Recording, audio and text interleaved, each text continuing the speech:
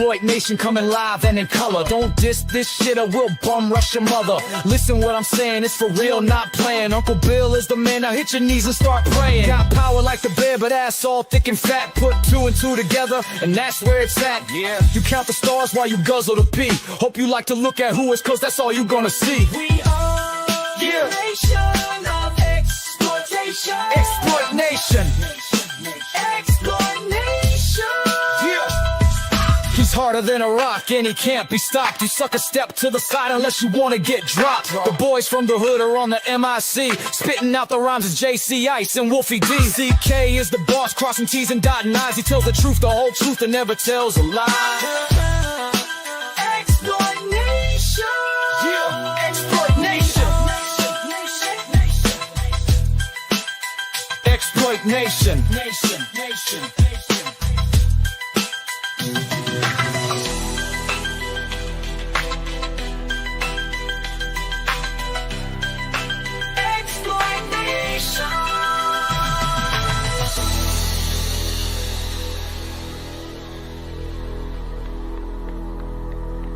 Holy mother of God, bulls, we're back. That's right. How you doing, Mark? I'm good. How about you? Good, man. We're bringing back ExploitNation for one show only in the history of the show. There'll never be another one after this. Unless This is it.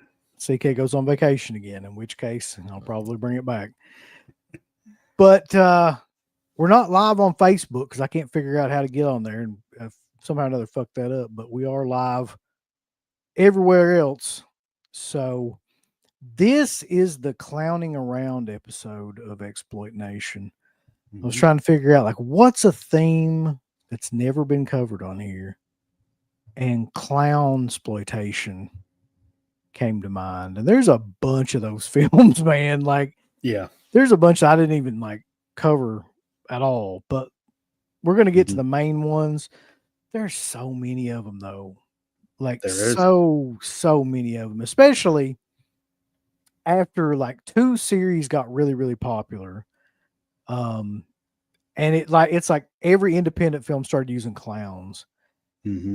We're going to be talking about those 2 series because one of them's It, the 2017 version of It, and the sequel. And then the Terrifier films, like once those, like everybody, like there's clowns, like you can't turn on a fucking horror movie without a clown being in it now. Yeah. Clown in a cornfield. Clown is literally the name of a movie. Yeah. Yep. But I guess the fascination with this comes from the fact that there's a real world disorder where people are like terrified of clowns. Mm-hmm. And for a long time that they've been exploiting that and people's kind of like fear of that. And, I mean, I know it's been going on a lot earlier than this, but like the very first movie I can remember doing that was It, the 1990 version. Now I'm sure like before that, like you had like the scene in Poltergeist with the little clown doll. Can you think of a movie before that that really like used a clown to like a great degree? Not really, honestly. I mean, you could kind of count House on Sorority Row would have been before that. Doesn't the killer wear like a clown get up in that? That's true, yeah. But you don't really see the clown until the last act of the movie, so I guess it technically doesn't count. But other than that, I can't think of anything really. No, I mean, I'm sure there's some in there. Like, isn't one of my least favorite movies is Terror on Tour, but like, aren't they all fucking clowns? They're not really I mean, that's not the focus of the, you know what I mean? The killer is not, but they're just dressed as a bunch of clowns. Right. Yeah. Which is fitting because that they'd be dressed like a bunch of clowns for that damn movie. Yeah. I mean, there's a couple more in the late 80s. Well, we got Blood Harvest on here. We'll talk about that one. But Out of the Dark is one that nobody really talks about. And I don't think that has a release on anything. I could see VS doing a release of that one. That one's with Karen Black. She's kind of like I don't want to say madam because it's not a brothel, but she's like the manager of a call girl service.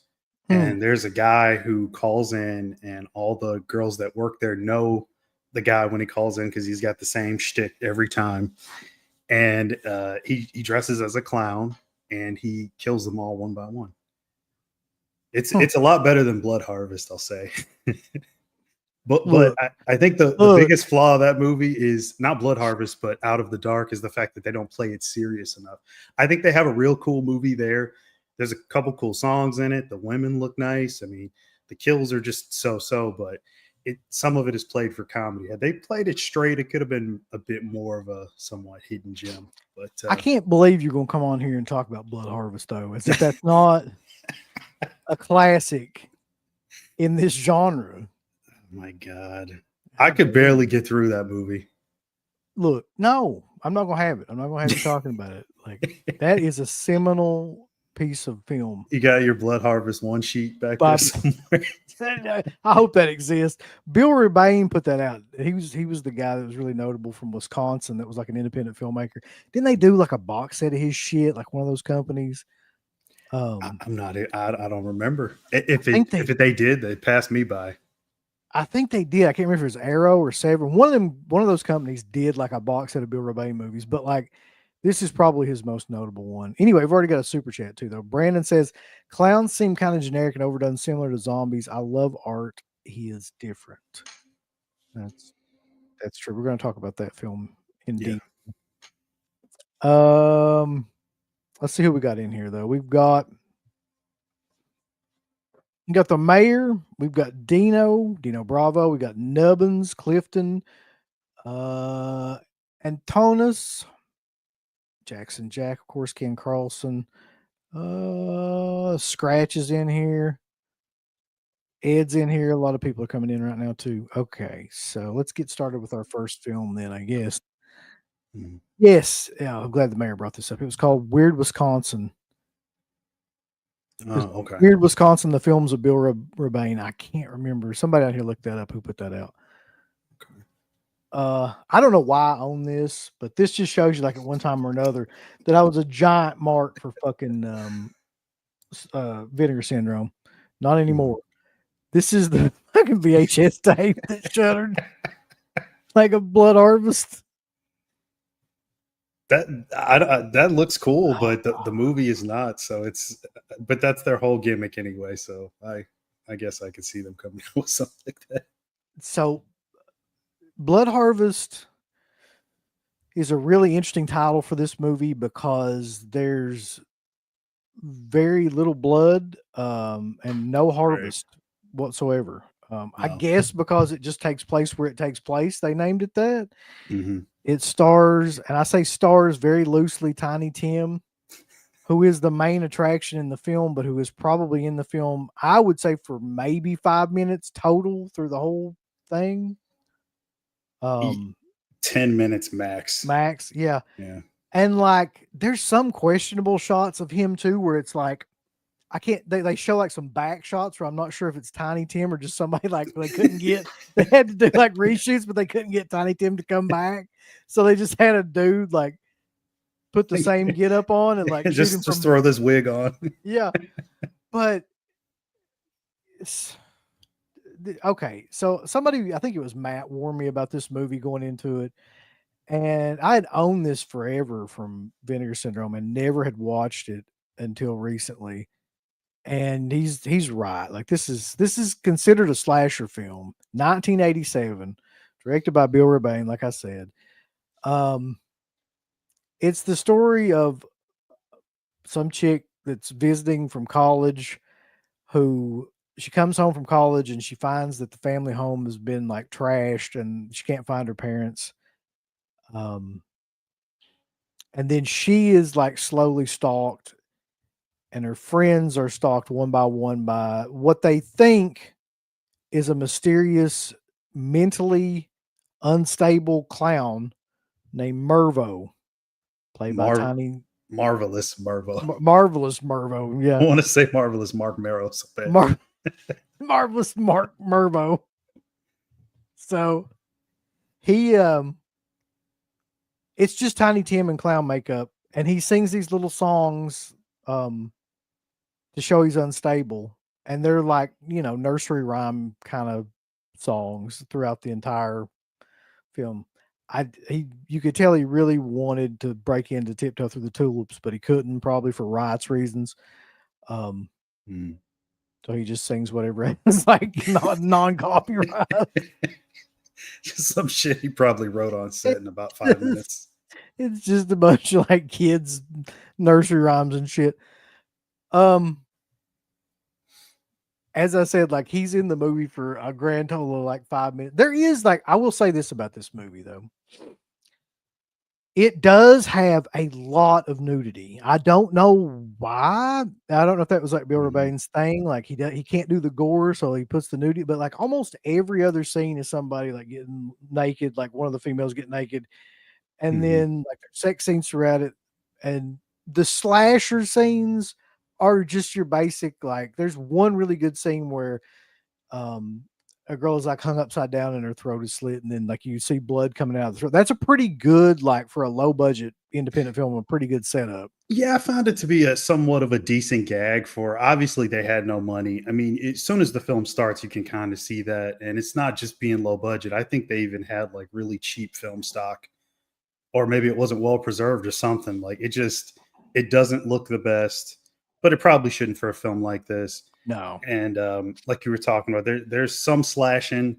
I think only kills that I can really remember are throat slashings, right? There's not really. There's not a lot of the there's some blood, but there's not a lot of anything like gore wise. And you can tell they can't really do that. They don't have the budget for that shit in this at all. I mean, you can just literally tell that they probably used every bit of their budget to get Tiny Tim to come to do this fucking movie. And I mean, let's be honest though about something. Like in terms of an exploitation style film, like having Tiny Tim be the killer in your film is at that time was probably a pretty good catch. You know what I mean? Yeah. So, I mean, because that guy was not noted for being in horror films. He was noted for being like almost like a weird kids attraction. I don't know how you would explain that. Like, it's hard to explain Tiny Tim to people nowadays. Yeah, exactly. I was trying to think of something to say about him, but I don't think nobody know what the hell we're talking about. But I mean, are we spoiling this, or I mean, I guess we might. Oh yeah, I think we might. Look, man, like it's a low budget slasher from 1987. We're just going to go ahead and spoil it. So he's the whole gimmick. He's the whole thing. He's on the all the artwork. Show. Yeah, but you could probably see that coming, right? Oh yeah, the whole twist. Yeah, because it's never directly shown him killing anyone. And this may come to a surprise as people in the chat. Tiny Tim is not actually the killer in the film. So, I couldn't believe it.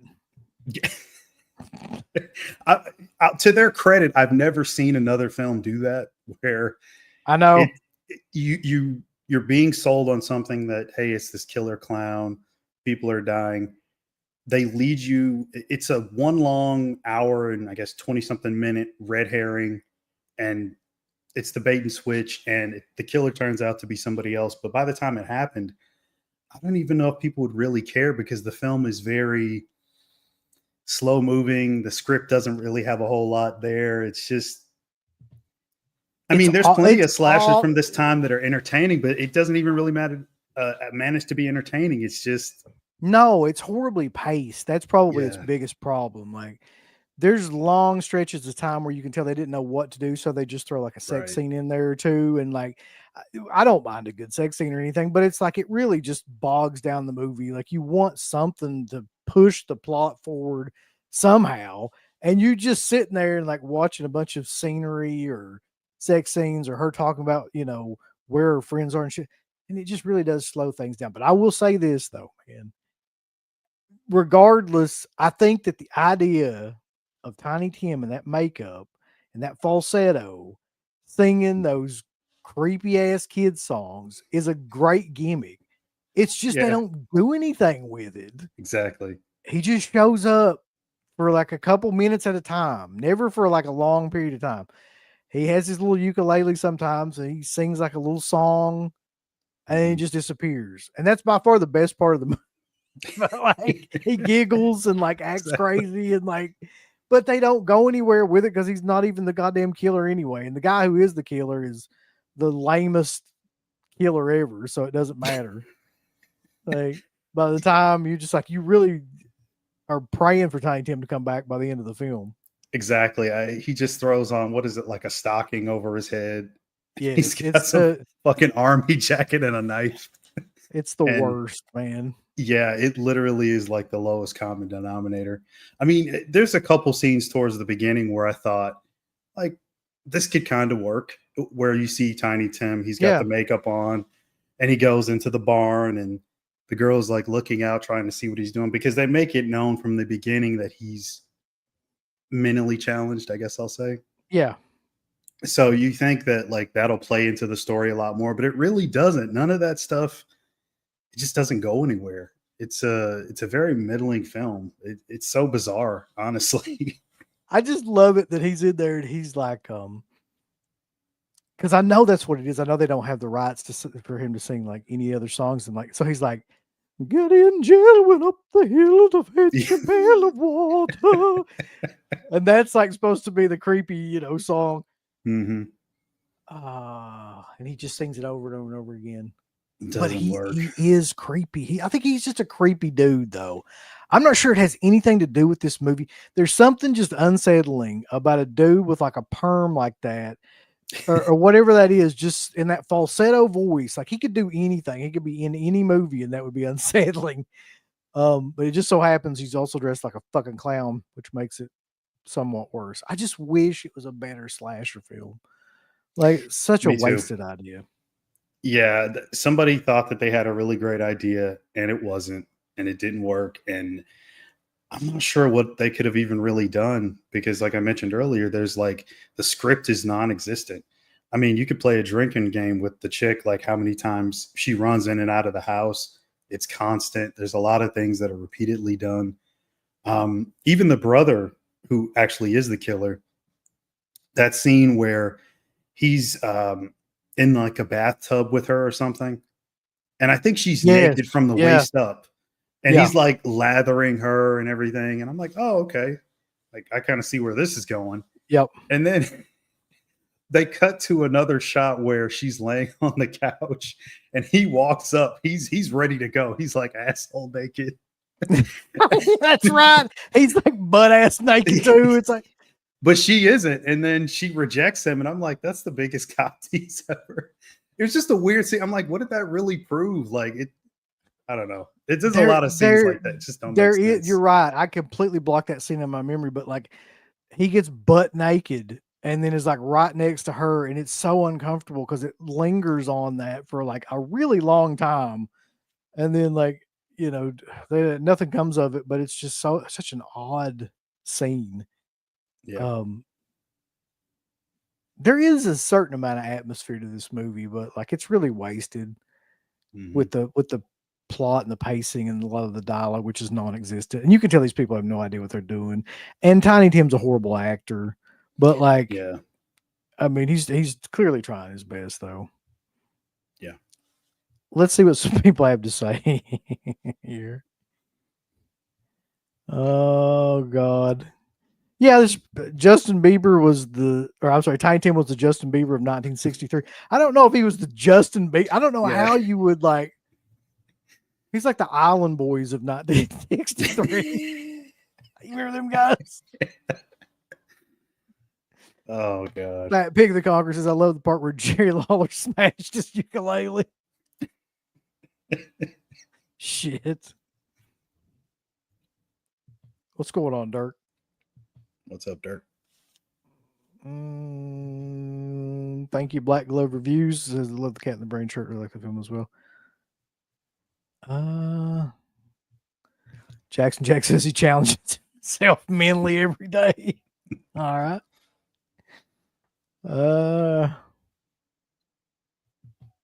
Tiny Tim has a bit of Jimmy Savile. I don't know if he has that much fucking heat. Yeah, I don't know if he was like that bad.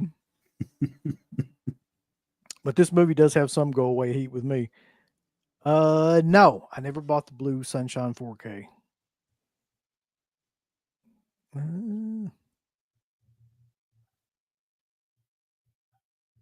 Yeah, this is the weirdest part about his career to me. And there's actually footage of this, I'm pretty sure, that he died of a heart attack while on stage I didn't even know that. performing. Yeah, Wow. yeah. It's actually on something. Yep. Wow. Could you imagine Death Wish with Tiny Tim instead of Bronson? Yeah. No, I couldn't. I wouldn't want to. I mean, really, just imagine any of your favorite film and replace the lead with like Tiny Tim, and it's infinitely horrifying. Right. What's up, William Cinema? What's up? I would love to know more about him, though. Like, where did he get that gimmick? Why did he have that gimmick? Where did he come from? How did he get in this movie? I'm assuming he just needed the money at that point and was like, I wonder how much they paid him. No. I have no idea. But this film was released January 1st, 1987. A Blu-ray version with a new 4K scan from the camera negative was released by Vinegar Syndrome in October 2018. And yeah, that is Blood Harvest with God bless him for trying. Yeah, I mean, I've seen some posts about it here and there, like on Reddit and stuff, and people have talked about how it's misunderstood, and it's not. Like, it's very easy to understand film, and there's no hidden meanings or any of that. No, if anybody's interested and you want to see it, I would recommend checking out the Tubi stream of it. It is not worth your money, but that is a cool looking piece of artwork that they got on that VHS that you got. Yeah, I mean, that's probably the best thing that's ever come from Blood Harvest is this fucking cover. Yeah, that looks But cool. the problem is nothing about this movie lives up to it's like or any of the other. God. Yeah, I mean, I almost bought it a couple times. I'm glad I didn't. But yeah, they really did it up with the artwork. I mean, I even think wasn't the slip, it was Tiny Tim's face in the clown makeup, right? Yeah. So they really knew played how to up that market fact. it. Yeah. Yeah. Jackson Jack makes a great point here. I think Tiny Tim kind of represents a lot of the late 50s, early 60s British pop. It's all kind of cheeky stuff, almost like Benny Hill, but weird acoustic songs. Yeah. Mm-hmm. All right. So let's see. Which one do we want to do next? I think we should do It 90 next. I don't have a copy of It 90. I mean, I do, but I don't have it anywhere where I can get to it. Like, I've got the Blu-ray that I bought at like a comic store for $7 or $8 or something like that. That movie, probably more so than any of these other movies that we're going to talk about, It 1990 with Tim Curry as Pennywise, probably had the most profound effect on me of any of these, because I was 9 or 10 when that movie came out on TV. Everybody watched that movie. I need to actually look up like what was the share that movie got. Had to be high, because that's the thing that I've always heard about it, that it was an event when it was coming on. It was a big deal. I wish I had the physical copy next to me, but it's on the shelf back there somewhere. On the documentary that they did, which is really great, I urge everybody to check that out. The story of it. Yeah. They talk about how it was a really, really big deal for them. It was almost like doing a theatrical movie at the time. I mean, TV was a lot bigger back then, so I could see it from that way from their perspective, but they really went all out, I think. I mean, it's really solid cast for the kids. Brandis is really good. Of course, you got Seth Green. But overall, that much like the remake from 2017, Chapter 1 is the stronger part of the story. Better acting, a bit more memorable spots, more so in the miniseries version than the movie from 2017, but very solid all around. I remember seeing it as a kid myself, not when it came out, but a little later, and I loved it. I still watch it every now and again. I do too. And I think that honestly, the performances hold up better than the ones in the 2017 version. Oh yeah, pretty much across the board too. Mm-hmm. And that's without all the violence and vulgarity of that version. Yeah. And honest to God, man, like I prefer that version so much more over time. Like the more time goes by, the more like the 2017 version, I'm just kind of like, it really looks dated more and more. Like, and there's not a lot of great stuff in it, but we'll get to that version later. But 90, I looked this up because I just wanted to see and found it on here pretty easily. So 1990 turned out to be the biggest TV success of 1990 for ABC, garnering 30 million viewers over its 2-night premiere. Part 1 got an 18.5 share and was watched in 17.5 million households. And Part 2 had 19 million households watching. That, for today's standards, like if you look at, like, for context, like what AEW will do, like maybe like 500,000 viewers or something like that, right? And like WWE will do what, maybe a million, maybe 1.5 to 2 million on Raw or something like that. Yeah. So it's like roughly 20 million people were watching this shit at that time. Everybody that I knew watched it. Like every kid watched it, and it was crazy at that time. I love the kids part of it though, because like that version was like a lot. I don't know if they got them all together and they were more kind of like gelled, they, like with like Stand By Me kind of thing, where they got them all together and they kind of became friends or whatever, but they seemed like they actually knew each other and were more of a unit, more of like actual friends. I didn't mind any of those characters either. Like I thought everybody in the kid version, in the Part 1 version, did like a really good job. Yeah, they all fit really well.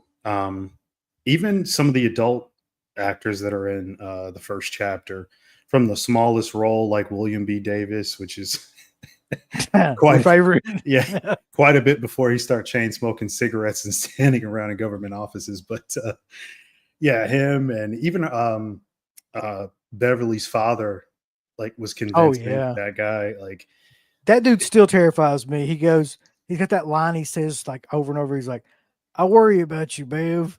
I worry about you a lot." Yeah. It's just, and he uses it like when he like turns all creepy and shit. Yeah. It's wild. Yeah. Yeah. Some really solid makeup effects too. I mean, we didn't even get to Tim Curry, but you just mentioned like when he, the father turns, like, I guess he's supposed to look like more like a corpse or something. Yeah. So there's that. And even in the second half, when it's the old lady pouring the tea or whatever. Oh, that's one of the creepiest scenes in any TV movie I've ever seen, the way they do it too. Yeah. And the way she sips the fucking tea. That's the kicker to it. That's what makes that scene work too. Yeah. It's like she just like gobbles the tea. like it's all up to that point, it's all kind of like you don't really know like what exactly is going on, and then she just kind of like goes crazy on that tea, and then you figure it out. Exactly. Hold on 1 second. I'm gonna get rid of these fucking dogs. They're driving me nuts. Okay. 1 second. So put your thoughts of the It Chapter 1 in the comments. You guys fans? I'm sure everybody loves Tim Curry in here.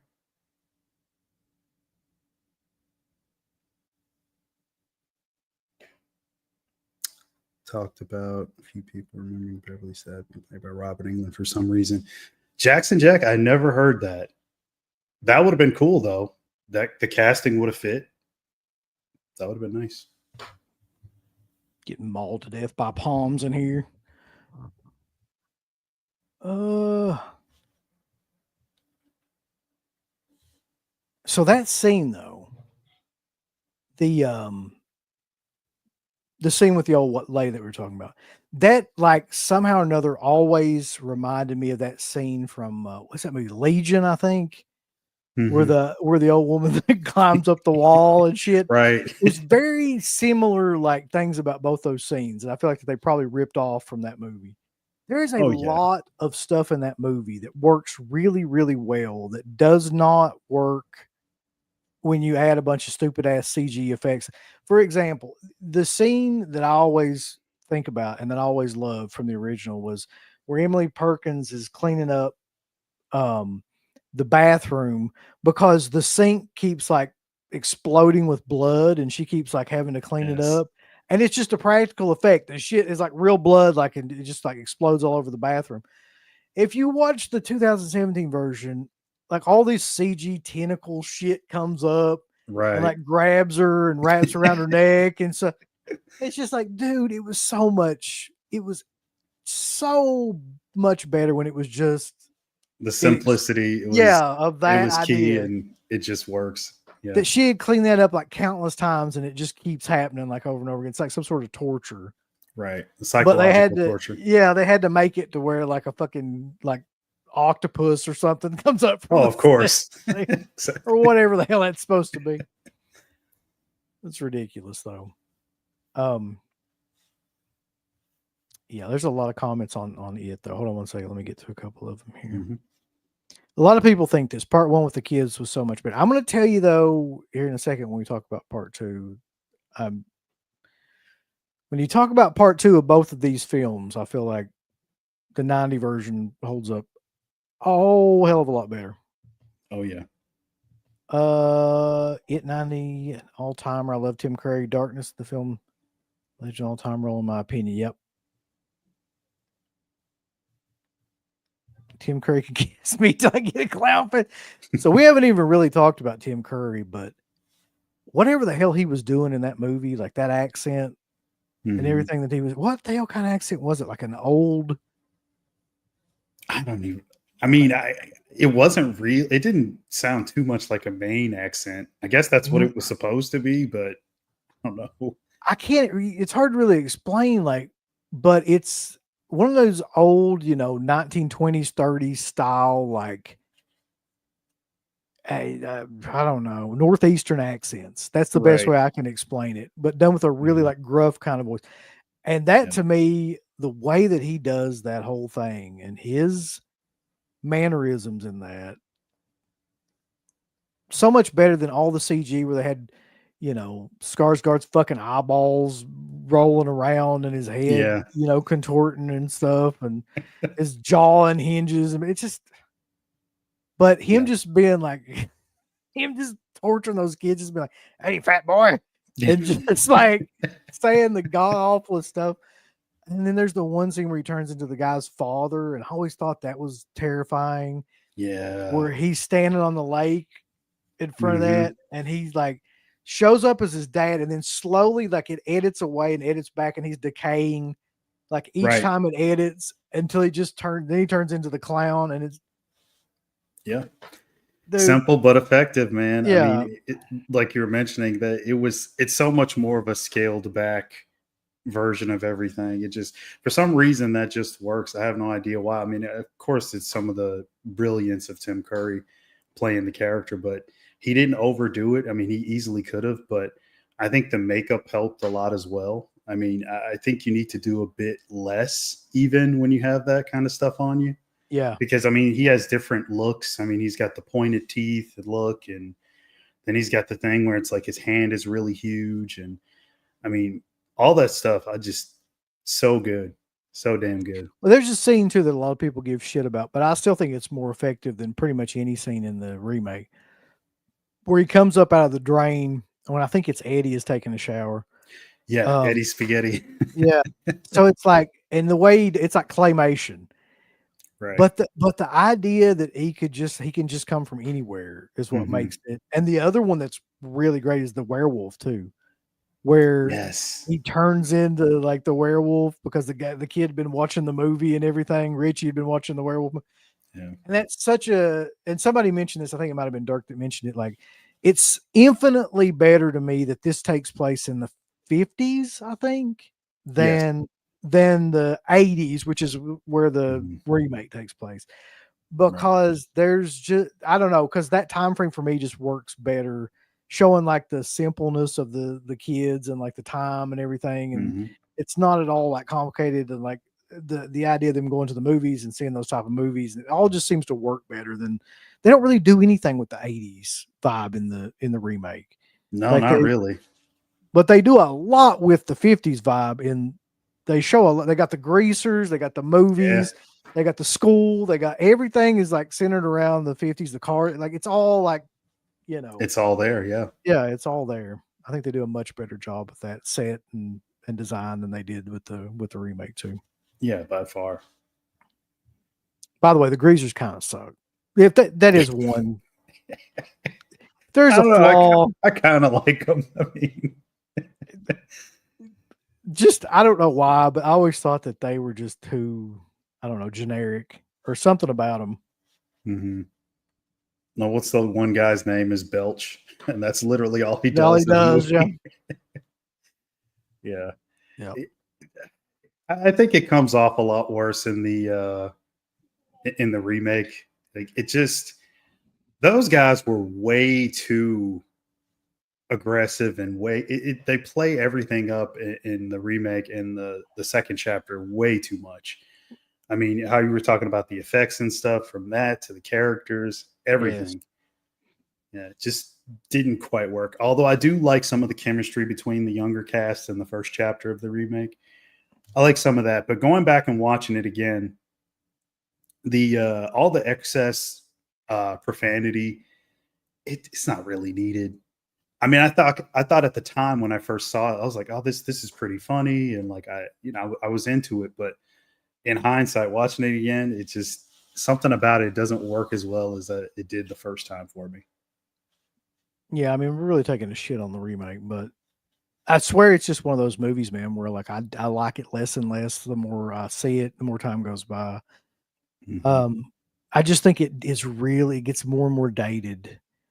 But anyway, okay, so the cast of the child cast of it was amazing. I think that anybody that's seen that version would probably agree. So like you said, there's Emily Perkins, Seth Green, Jonathan Brandis, a lot of really good child actors around that time. And they all give really, really good performances. There's not really like if there is a weak link in that bunch, it would be the kid who plays like the Boy Scout. The Stan character. Stan, yeah, because he's not really like fleshed out very well. He's just like, he's really good. Yeah. He's a goody two shoes, and he just likes the Boy Scouts. He's the shy, timid guy. Yeah. Right, yeah. But the rest of them are amazing.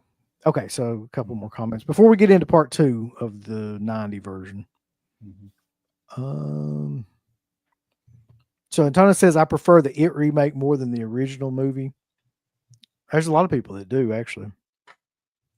Yep. Yeah, the dude that played Billy was John Boy in the Waltons. Yep. The Waltons is like required viewing where I'm from, by the way, so I'm very familiar with it. John Boy Walton. Yeah. It versus Salem's Lot. Oh God, dude. I don't mind Salem's Lot, but it would be It for me. I think it would be It for me too. Something about that first chapter I could just go back to constantly. Ryan says that remake is not standing the test of time. That's for sure. Oh, Brandon's got a super chat. And he says, I think John Wayne Gacy caused a lot of this clown business in horror films. Yeah, definitely could have been. That could be. I didn't even put that together. Yeah. It's a good idea. He definitely kind of changed the vibe around clowns. Dino says he likes the remake better. It Chapter 2 is so long. And which one?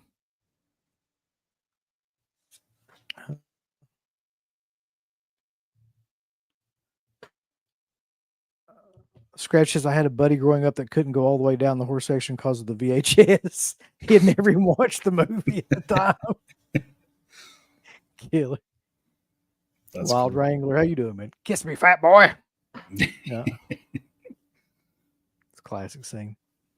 Another scene that always, for some reason, was so unsettling to me is the scene where he's in the library and nobody else can hear him. Yes. And it's Richie's in there, but he's on top of like the thing and he's like telling bad jokes. He's got that fucking thing. I don't know why, but that scene works for me. Like I crack up Yeah. at all the jokes, even though they're bad. It's a really weird scene because everyone has to pretend that he's not there. And I think they have like the balloons are full of blood and exploding in people's faces. Those poor extras have to like just act like that's not exploding. And they can't help but flinch. Like every time a balloon, like you can see them flinching that. But such a great scene. Yeah, really, really good scene. There's a couple more like even the one where you briefly see Stan, he goes into a house and I think Pennywise is a mummy or something, and he's coming down the stairs. Yeah. As a kid, I was that kind of bothered me just because like it seems like the scene plays forever. It's really not even that long, but just the fact that he couldn't get out, he couldn't go anywhere, and he's just trapped, especially because he was always the most frightened of the bunch, and he didn't want to believe in Pennywise and all that stuff. Exactly. He had like the little thing that he held or whatever, and he would say that he would recite when he got there. Yeah, that's another great part. Nubbins, beep beep, Richie. Yeah, yeah, he's digging the grave, and that was great. The bully in the remake looks like a teenage Kevin Bacon. Kinda does. Mayer's right on this. He's completely right. Unfortunately, both versions of the film have terrible it spiders. Yes, they do. Yeah. I cannot defend the end of it, like the 90 version. I can't. There's nothing I can do. Because even when I was a kid, people talked about how shitty the end of that was. So, I mean, it was known then. It was never well received. Yeah, they talk about that in the documentary, that they had changed ideas quite a few times about what it was going to be. And then I think they settled on the spider. And I think that, like, I want to say they didn't have enough time. I don't think it was a money thing. I think it was like they had to get it done in a certain amount of time. So what we got is what we got. It's unfortunate because it kind of, it is somewhat anticlimactic. I can't even defend it. It's not just the way that it looks, but just the way it all plays out, that final sequence. It's very, you're right. It's very, very. Yeah. Especially everything that's built up to that point. I don't know how you could pay it off, really. I mean, it shows you with the chapter 2, the remake as well. Like you just, once you get to that point, you had so many scares and these crazy moments and all this stuff with the characters. How do you pay it off? I mean, inevitably you have to kill Pennywise at the end. So I don't know. So here's a quote. It says, about the spider. Stephen King says, it looks like 3 Chevy headlights on the bottom of a wheelbarrow. Damn. Richard Thomas called the spider a diva because it never worked. Ritter mocked it as a Muppet from hell. O'Toole recalled most of the cast calling it the Alaskan king crab, which I think is probably the most fitting of any of those things. So nobody really liked it, apparently, or the look of it on set. But yeah, there we go. Geez, man, so much about this movie though. I guess I forgot to mention too that as with like almost every script that came out in the 90s, Romero was attached to this at one point in time, and it never manifested. What the hell kind of movie that would have been? I have no idea. I mean, what do you think of Tommy Lee Wallace overall as a filmmaker? I think he's great, man. Like there's so underrated still. Yeah, entirely underrated guy. I mean, you're talking about a guy that did Halloween 3, which is, a classic film in its own right now that was kind of like really misunderstood at the time. Everybody's creaming their jeans about Fright Night Part 2. He did that. Right. he was so instrumental in all the other like Carpenter movies that were early on in his career, like The Fog and Halloween and those movies, Assault on Precinct 13. Mm-hmm. Yeah, I mean, to me, he's a highly underrated guy. Don't forget about Vampires Los Muertos. Well, I think the more we forget about that, the better, really. The book is all over the damn place. Yeah. King is hard to adapt. Yeah. All right. So let's. Oh, and the music too. We didn't mention that. Oh, yeah. Yeah. Music is really good. Very whimsical, simple songs that fit the whole tone of the show. Added an extra layer of atmosphere for sure. It's really good stuff. Wonder who did the score. Composer was Richard Bellis. Let's see what he did. I had no idea. Not a whole hell of a lot, apparently. He did win some awards for it, including Outstanding Musical Achievement. Right. What the hell happened to him? Oh my God. He composed theme songs for Disney animatronics and rides. Sure, he got some good paychecks off that. All right. So there's a lot of stuff that I'm sure that we failed to mention about it. There's just so much in that's great that it's hard to bring up like every single thing. But probably the one thing I don't want to go without mentioning, and we're going to talk about the differences between these scenes in the two movies, is of course the most famous scene from the movies, which is when Pennywise appears in the drain. Yes. And so comparing and contrasting, Mark, like, which one do you prefer? They're both famous now. They're both like, I'd say the 2017 version is far like eclipsed the 90 version now for the infamy of that scene. But like, which do you prefer and why, I guess? Well, I got to say that them actually showing Georgie's arm getting torn off was kind of cool to see, because I think it's just implied in the miniseries version. They don't actually show anything. Right. It's just a slow zoom and then a fade of Tim Curry's face as he sort of, I guess, snarls or growls at Georgie. As far as which one I prefer, I hate to almost give anything to the remake. I guess that one maybe. I'm glad you said it, because I thought the exact same thing when I was thinking about this list. I was like, almost everything about that remake is inferior to me except that scene, because when I first saw that, I was like, I can't fucking believe they did that. Like, I can't believe the way they did it. And then, so, the fact that they don't cut away. I mean, it's the scene continues and he's running armless, well, not armless, but he's got one arm running in the rain, and then Pennywise gets him anyway. But just to see that all play out was pretty cool. I'll give the remake that. They got one leg up on it. Yeah, I mean, like I said, like there was no part of me that thought they were going to do that. No, yeah, I didn't expect it either.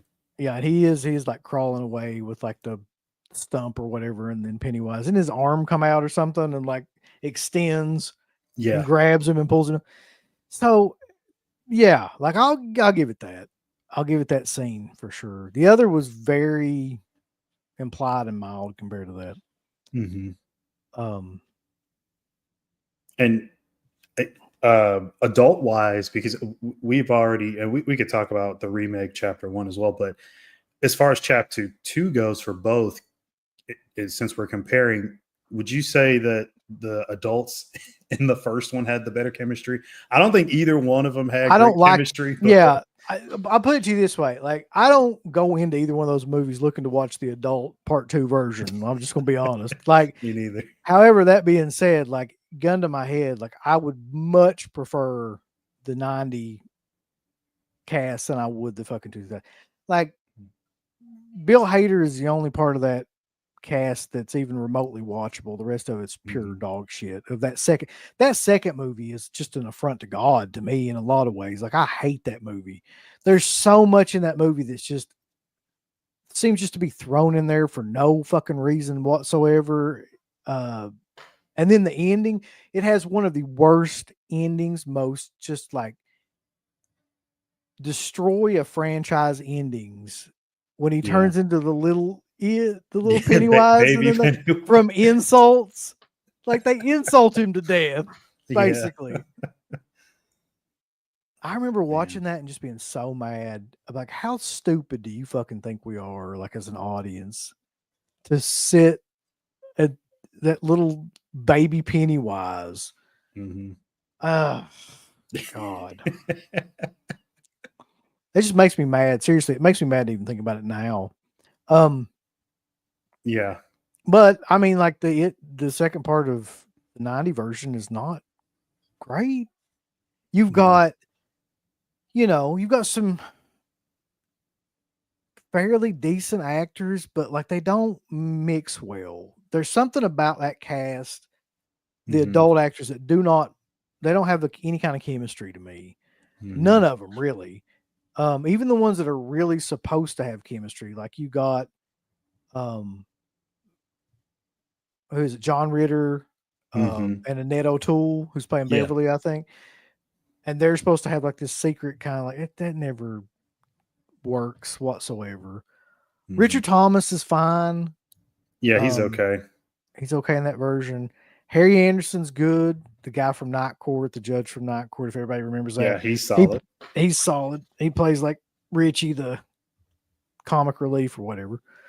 And then after that, you're kind of fucked because you got Eddie Kasparic, who's played by Dennis Christopher. You got Tim Reed, who's Mike Hanlon. In the first part, he's much better in as the adult than he is the kid. I'll give him that. Yeah. And then Richard Masur, who plays Stanley. Richard Masur was never one of my favorite actors, man. Most people would probably recognize him as being the dad from License to Drive. Yeah. That's the only thing I can really like point to and say, because he's great in that movie, but that's about it. Like, and Olivia Hussey is Beverly, the adult. I'm sorry. Annette O'Toole Olivia Hussey is Richard Thomas's wife.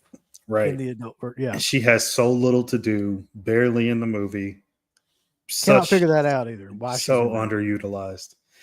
One of the better scenes in the miniseries part 2 was, I thought, the Chinese restaurant scene. It's a great. You're right. That's a great scene. Don't they kind of try to do that in the remake? Honestly, I don't remember. I've only seen it that one time, so I have too, but they do something similar to that, but it sucks. So, but that scene's great though. So when they all get back together, so Mike is the only character in the film in the 90 version that stays in Derry, and he's like the guy that they've all sworn like a blood oath that if it ever comes back, that they'll get back together and kill it for good. So Mike is the guy that tries to get them all back together. So they're all, at this restaurant when they all finally like find each other. It's this Chinese restaurant. And then you think everything's going to go great. And there's this great misdirection where all of the shit starts to happen like around the dinner. Like there's got fortune cookies. One of them turns into a crab. One of them's an eyeball. One of them's blood or something. Like just all this crazy shit starts to happen. It's such a great scene. The blood one is funny because like, it explodes and then like, I think it's on Beverly, and I think she's trying to like wipe it off, but she can't seem to get it off. And all those little gags were really, really fun. It's all practical too. Yeah. That's what Jackson Jack was saying. The Chinese restaurant scene in the remake was terrible. All kinds of CGI monsters coming out of the fortune cookies. I knew they did that scene. I knew it was awful too. Couldn't remember exactly what it was. There's literally a little CGI monster thing that runs across the table, and all of them they crush. Yeah, totally see it. There is a cool scene though. I will say this: like, most of the part 2 is forgettable, but there's a cool scene with Mike and John Boy were there like riding a bike, like going back to childhood, like how they used to like ride the bike together and shit. Yeah, that was and a great that's scene. What is the song they play during that, Mark? It's like an old 60s, 50s, 60s song. Yeah, I can't remember the name of the song. Anyway, it works really well with that scene. Yeah. But so the second part, them coming back, trying to fight him. There's another great scene in that too, though, where probably one of the only other scenes that works in the second part of the film is where Stanley's head shows up in the refrigerator, but it's Pennywise's voice. Yeah. It's like, y'all float. Oh no. That's such a fucking creepy scene to this day. Yeah. Yeah, because I think he's just spouting out all kinds of like insults at all of them, but they're all personal to each character. Yeah, that was fun. The Bowers scene when he's an adult and he's trying to escape the mental institution or whatever that he's imprisoned in. Is that where his hair goes white? Yeah. Okay, yeah. But the scene where he actually escapes, and I think they pan up from the legs of Pennywise, and it's like a Rottweiler or something. Oh, that's right. I forgot about that shit. Yeah. Watching that again is very funny because it doesn't even, I don't think that works as well as they thought it would. I think back as a kid, I was like, oh man, that's crazy. But watching it again now, something about it doesn't work as well. I don't know. It's kind of a weird scene. I think that's probably ultimately why they do slow-mo it, because I can't imagine them trying to keep that dog still. No. To shoot that. I got to tell you though, like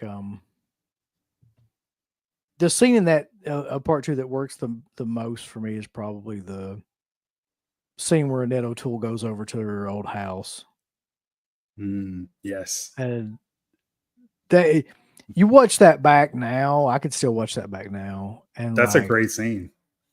The setup and everything is such a good misdirection because you really don't see that coming. Like, especially when you first watch the movie, you don't see that. Yeah. Going that way. Yeah, I mean, we talked about the stuff with the old lady, but even the portion after where she looks back and the house is all boarded up is dilapidated. But then the balloon, like she almost gets hit by a car or something like that, and then the balloon just is floating, and she's like, "What the hell's going on?" It's a really cool scene. I love that. Correct me if I'm wrong though, Mark, but doesn't, like, at the end of that scene before she runs, doesn't the woman turn into her dad? And like, yeah, but it's like with Alice, kind of like corpse of her father or something, and like saying that shit like, "I worry about you, baby," and all that stuff. Like, that's fucking scene, dude. Like, that's such a creepy scene. Yeah, very, very effective. Yeah, so and then they go down into a fucking tunnel and there's a giant spider and they shoot it with a goddamn slingshot and the movie ends. It's awful. Like, I don't know what else to say about the ending of it. No, yeah, it's really bad. I mean, they use solid silver and a slingshot to defeat this alien, timeless creature from outer space. It doesn't work. That's what I was talking about. Even with the chapter 2, the remake, I don't know what the hell you follow it up with after all that stuff. You got to come up with something, but almost nothing that they've done in either version works. I don't know how you end it. Well, you don't end it like either one of those movies. I gotta tell you that. You don't have a giant spider or a baby Pennywise. Like, fucking neither one of those works.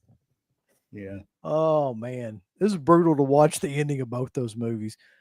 You know, and there's another scene in the end of that always bothered me, the end of the 90 version.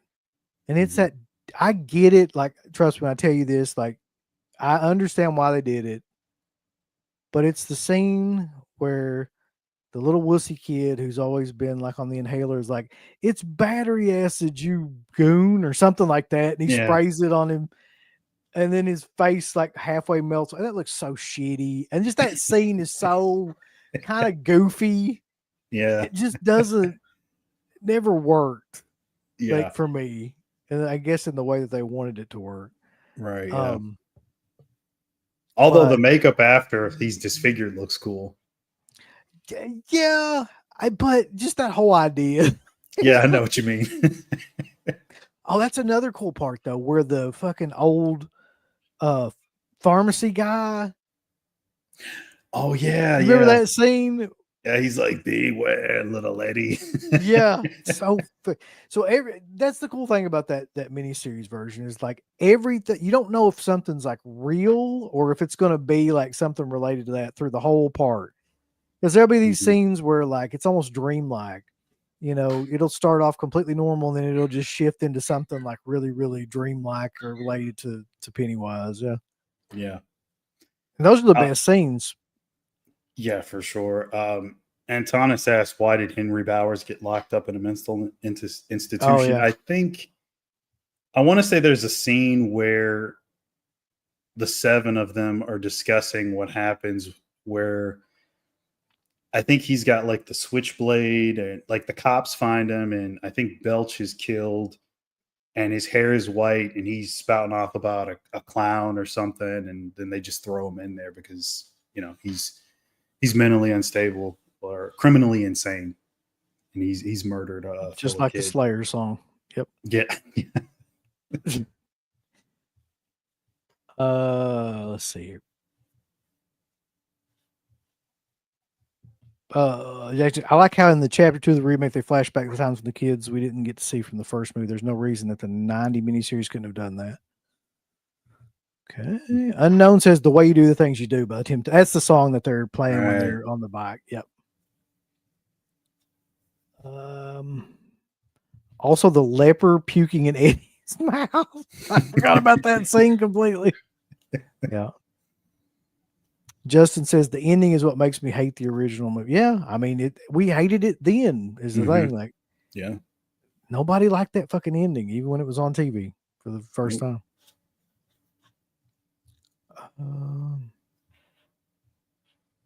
It's you slime, yeah. It's battery acid, you slime. Yeah, that's the line.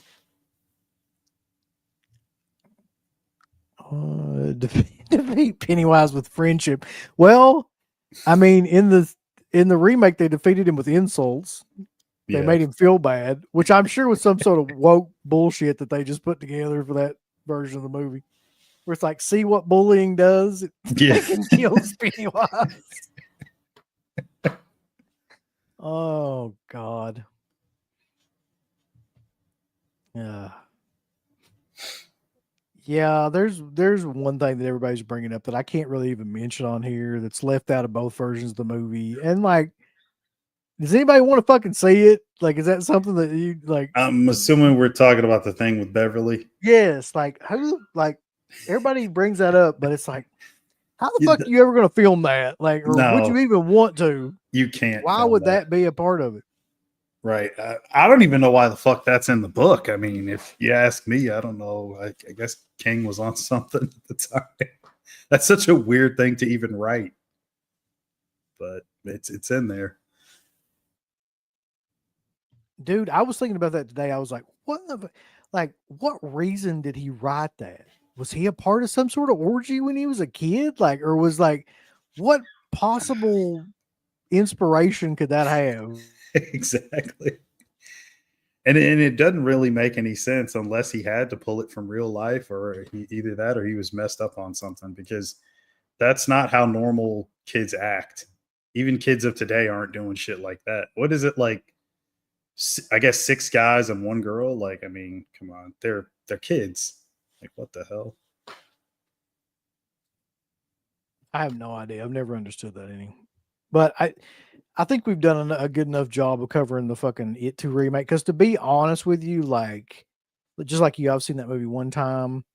I remember bits and pieces of it. I remember Paul Bunyan statue comes to life, and I think I may have like lost consciousness after that happened anyway. And you mentioned Bill Hader is the best part, but you don't care about McAvoy or anybody else. No, none of them did anything for you. I don't. Okay. I really don't give a shit. I really hate the ending of that movie, so much so that it makes me hate the rest of the movie probably like 1,000 times more. But like I said, I went back and I watched, before we did this, I watched the 2017 version, and I'm like, this is not good, man. Like, it's just not. Like, I remember when I first saw that, and I guess it was because it was such a different take on it, and parts of it worked that I Did you was like, see it with an audience? yeah, I'm pretty sure I saw it in theater. So I'm pretty sure they laughed at all the setups or all the jokes and stuff. Was that was it a crowd collective type of energy to it that kind of made you? Maybe there's got to be some reason that I liked it as much, because I remember really liking that when I came out of it, and I watch it now and I'm just like, I just don't get anything from it. There's so much more CG than I remember in it. Oh yeah. And so much just bad dialogue and bad acting and just forgettable performances. It's just not good, man. Like, I try to make it good in my brain, but I just, after I watched it again today, I'm like, and I mean, performance wise, I don't care for Skarsgård as Pennywise at all. I think his look, the design of the character is ridiculous. I would think that it's supposed to be I mean, some people say no clowns are approachable, but I would think it's supposed to be somewhat of an approachable looking clown. He looks demented. Like, there's no way he should even like be employed in any kind of like carnival or circus or anything, unless it's like a horror themed version. But no, yeah, I mean, they overdid that completely. That's the thing. That might be the thing about it, is they just overdid everything. Like, they took what would have been really simple and kind of horrific ideas from the original and they just did the Hollywood thing with them now, where they just shit out CG all over you and everything. And yeah, he's got the cool eye trick. That's the Skarsgård thing, where he does his mouth and the eye. That gets really old after you see it about 25 times during that film, and then in the sequel too. It's like, yeah, he's a one trick pony, man. Like, Tim Curry actually had a lot of range in that role. I did not feel that. And not only did they overdo his look, but every time there's supposed to be a sequence with him where he's supposed to come off scary, it comes off as silly instead of scary. For example, when they're all in the house and one of them falls through the floor, and then they're all, I think, in like a kitchen or something downstairs. And there was one cool shot where they show his hand morph into like a bigger, like alien insect kind of hand thing, where they frame it from the waist down and it's only his hand getting bigger as he walks toward them. I thought it was kind of cool. But just like as the scene plays out, like slightly before that, he's doing like this little dance, like he's strutting like fucking Jeff Jarrett. I'm like, why even throw that in? I forgot about that shit. You're right. Or the scene with the projector, which I thought was kind of cool up until a point where it keeps going and then it's more and more images that like morph. And there's that's a variation of the scene with the scrapbook from the original. Right, yeah. You remember that, where the scrapbook just opens up and like it ends on a page and then he dances like through on the picture or whatever. Which I thought was cool up until the moment where he comes out and it's so overdone. He's this giant. And I'm like, oh, come on. Well, that's a perfect example of what's wrong with that movie. So in the 90 version, his hand just comes up through the book, right? Right. Like, that's the end of that scene. Like, that's where it cuts. Like, oh, he dances around and the shit. So, I mean, it's just a small jump scare kind of. That right there, by the way, is a huge part of the problem with the remake. There is a metric shit ton of goofy stinger noises and jump scares in that fucking movie, man. Like, to, I guess, appease everybody's brains that are rotted out of their heads now and that have been watching TikTok. Not one of those are necessary. Like, it ruins the effect of everything that they're trying to set up each time they do a scene. They've got that horrible, that boom, that fucking, just everything's got that sound to it. It just kills the entire thing. You just get dead into that after the first 30 minutes of the movie, you know. Yeah. But anyway, that's it. I mean, that's not it, as in that's the end of the show. I just mean that's it, the movies. So this next one that we're going to talk about is to me like the evolution of this kind of like clown exploitation. So, you know, you had it to come along and made that whole like really a whole subgenre. And you had a bunch of movies in between there that capitalized on that, like independent movies that used like clowns and things like that. That became like a thing you could do to make like cheap money, draw cheap heat, as they say, and then like get over like a villain. But really, the next big thing that came along was Terrifier, and I know that you're a huge fan of that series. You've talked to the director multiple different times. And I knew when I saw that movie that there was something different about that movie, even the first one. And the scene, I knew there was something different about it. In other words, it's not just your typical independent horror film. It's always the simplest kind of shit too that makes film stand out. And people just need to realize this because that movie was made for next to nothing. 35,000 or something like that. Yeah. It's the scene in the diner with Art where he's just staring a hole through them. Yeah. And she goes over to like take her picture with him and everything. And like, he's still just like keeping that same look. When I saw that, I was like, there's something different about this than like your normal kind of like, you know, just generic clown slasher kind of film, because there was something in that performance that was a lot better. Now, did you see the first film right in 2016 once it came out, or was it a little bit later? It had to be later. I know I didn't see it right when it came out. I know I saw it on Netflix. That was the first, or Shudder, or one of them streaming services. I remember watching it on a streaming service, and it would have been later than 2016. I know it wasn't. Yeah, so that's the kind of way it happened for me, in a way where like I had seen it around on streaming platforms and I'm like, oh, yeah, I'll get around to it. I mean, because there's 100, not just clown movies, but like just horror films in general on Shudder or Tubi or whatever. And they might have a little bit of a buzz, but then there's also a ton of other ones that nobody ever watches. And Terrifier, I think, really could have landed in that latter half. Like it could have been one of those films that just happened. Nobody saw it. Maybe a few people saw it and, you know, it got a slight buzz, but still it wouldn't have become what it's become now. Right. I mean, to see where it is now still kind of shocks me. The fact that it made the third film made what 90 something million in the box office on crazy like amount, $2 million budget. It's got a video game, all the merch, the Terrifier shop store. It's just crazy. Yeah, but it's just wild to think that, man, that film, not even maybe 9 years ago, not even a decade ago, was just a movie that was a $35,000 movie that was on a streaming service, and very few people, if any, talked about it. And when I first heard about it, it was from people at my previous job, because they knew I was the horror guy. So they would all come up and ask, hey, have you seen this movie Terrifier? Oh, it's got all these crazy death scenes. And I'm like, I haven't seen it. You know, I'll get around to it. So by the time I watch it and I see what all the hype is, and I'm like, this, and I thought to myself, well, like, this is the kind of thing that I could see exciting other people who don't watch horror probably like every day or every other day like I do. So they see it and they're like blown away by these effects and how violent it is. So I just chalked it up as like, you know, it's all right, you know, whatever. Now I will say the sequels I think did it better, but that first one, there's a grittiness to it, there's a darkness to it that's kind of cool.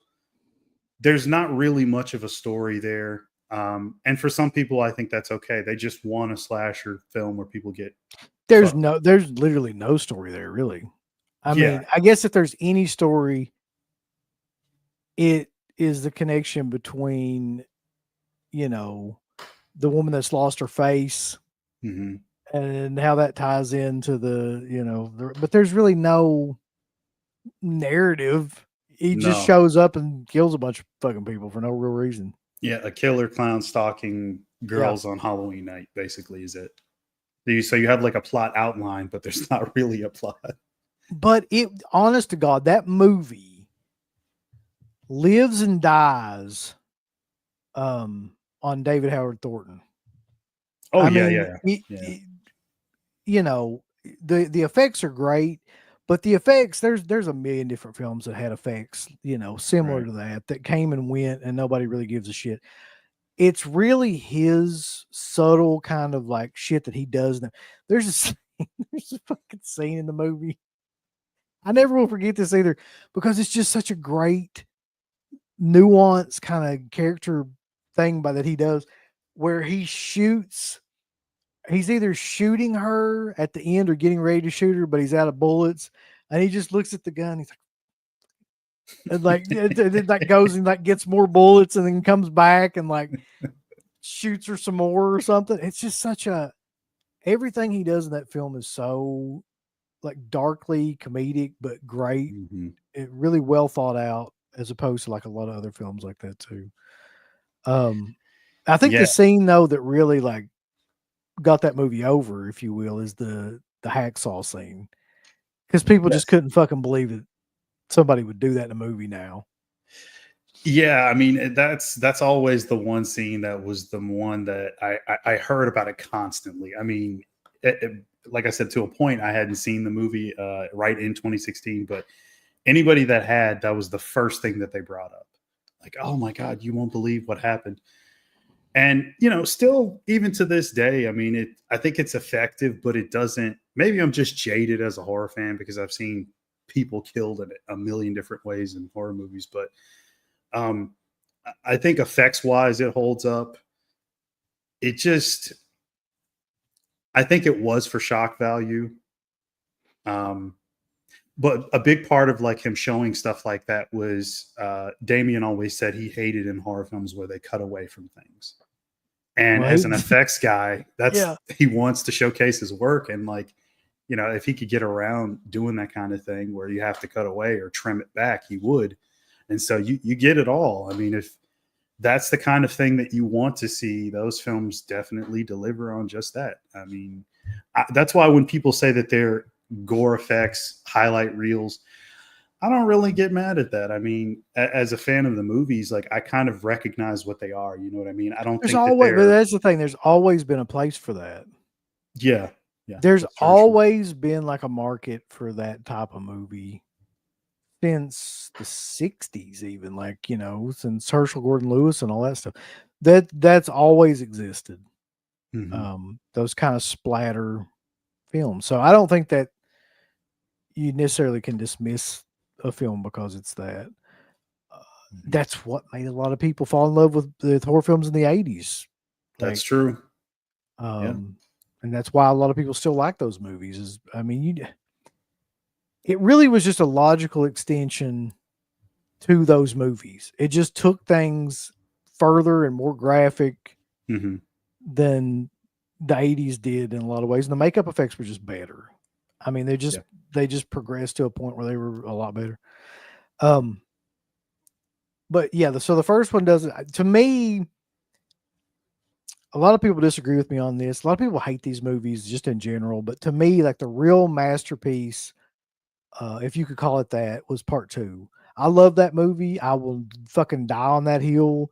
Like, I think that there's a lot more to that movie than people ever give that movie credit for. I think it's got great themes and a great setup, awesome performances, some of the best murder set pieces, and not the fucking Blu-ray's never going to be sent to me. Some of the best murder set pieces that have ever really been done. I remember watching that bedroom scene for the first time, and it was not, hadn't seen it yet. People were posting it, like spamming it on YouTube and shit. And, to where it would get taken down like 10 minutes later.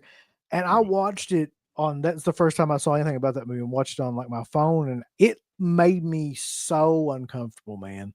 Like, it was so well done. Like, that I was just, it just was one of those moments where you watch something and it just really fucks with you. And I hadn't had that experience in a long time. Yeah, it's goofy and everything, but it's so well done. Like, the gore effects in it are so well done that when I first saw it, it really freaked me out. I'm not even gonna lie.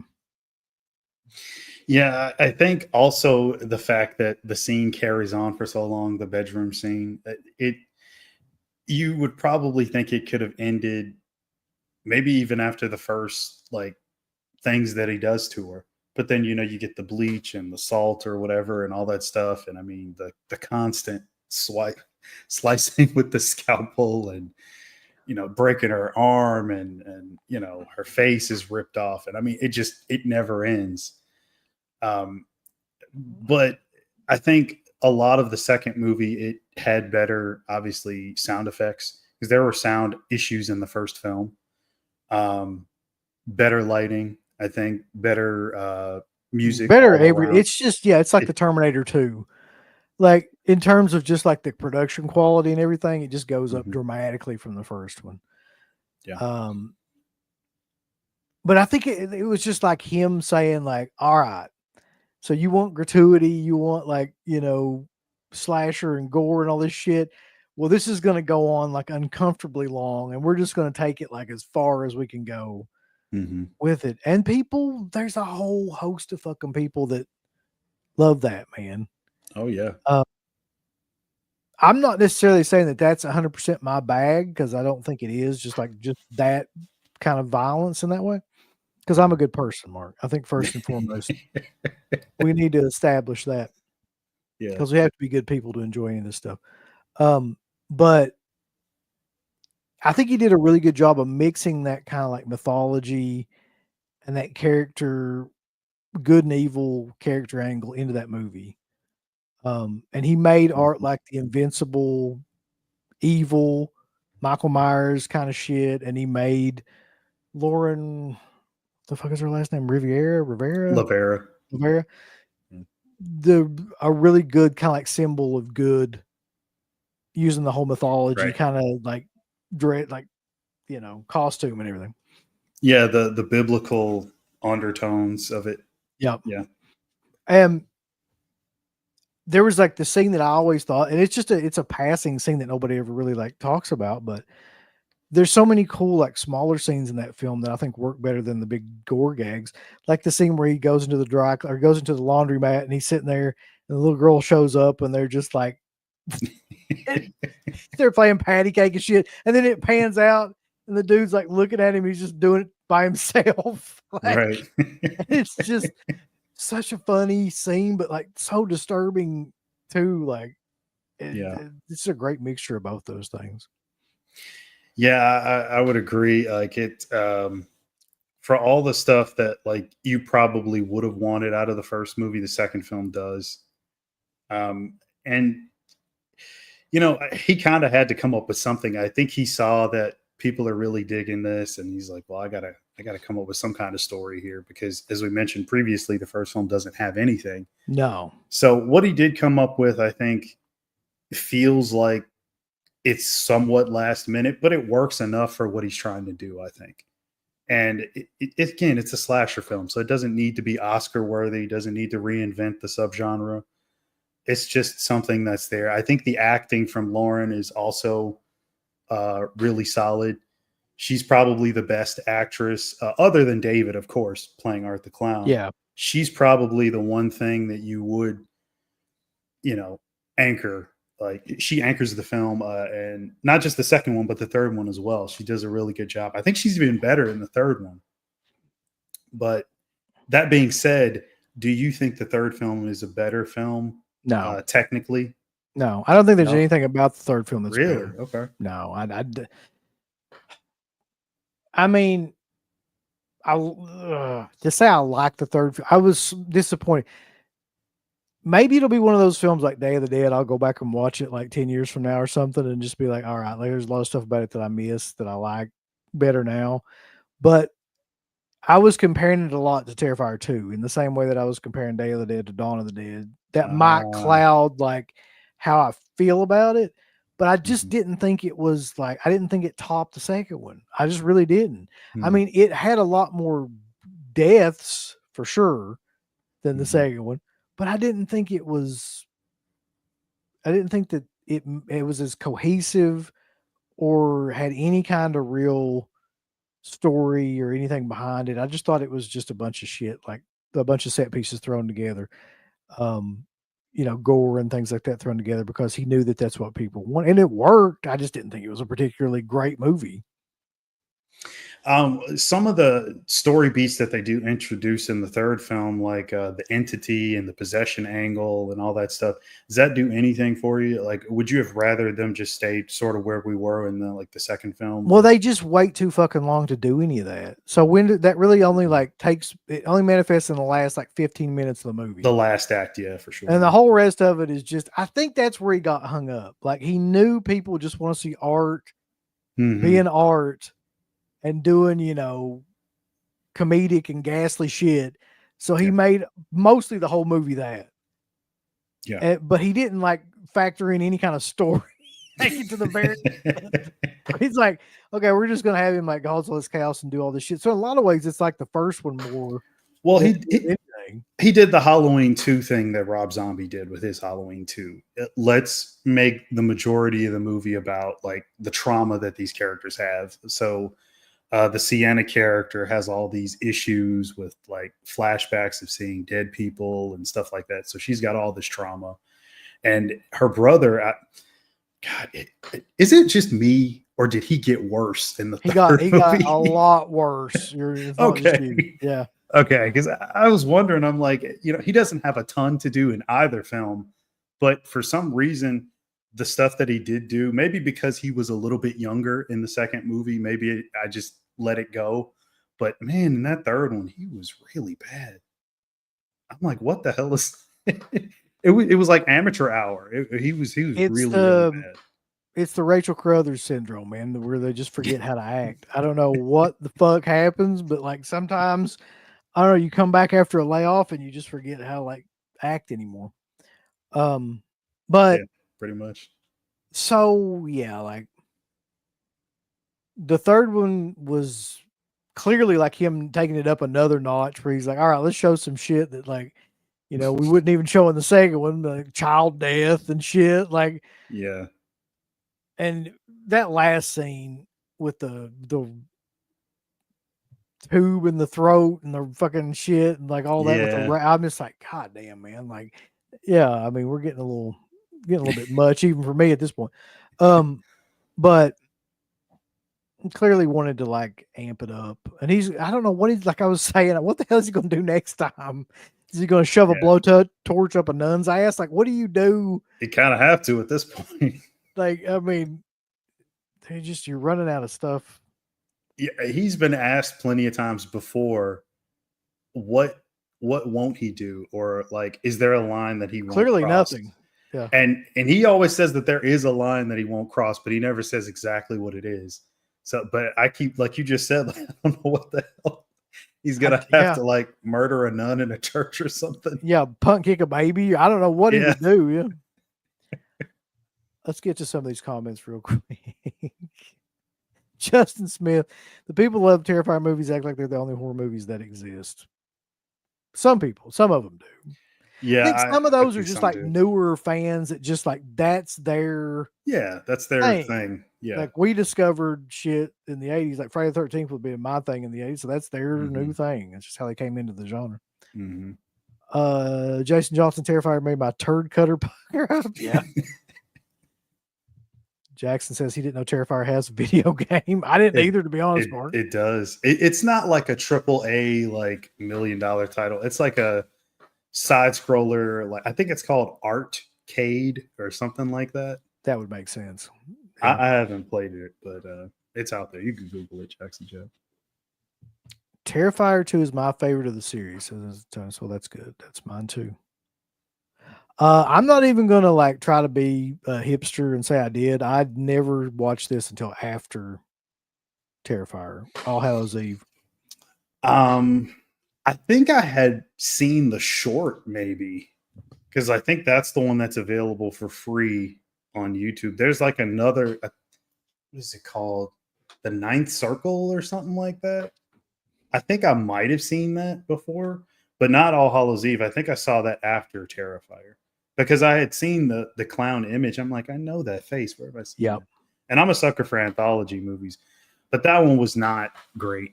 But even he said that. I mean, it wasn't supposed to be like an official movie or anything. Yeah, that was one of the ones that came to me much later after Terrifier, where people would talk about it. Oh, you know, this is the beginning of that Art the Clown shit. And I'm like, well, I should probably check this out. Room MTL says, if you had to come up with the concept or the setup for Terrifier 4, what would you choose or prefer? Where would you go with it, Mark? Well, I mean, since in the third one you introduce all the supernatural stuff, I guess you got to lean a little bit heavier into that. Well, apparently they go to hell in the third one, right? Like that's kind of like I think it's the little girl, like is it her niece or her cousin or something like that? I've only seen the third one once. Yeah, me too. But the little girl in it gets sent to hell, which I thought was awesome because she was annoying as all hell. That's true as well. Yeah. But he's also mentioned that the opening of it the fourth film is going to be Art's origin, which I think he says the first 15 minutes, which that really is going to be tough because I think up until this point, at least the character had quite a bit of mystique.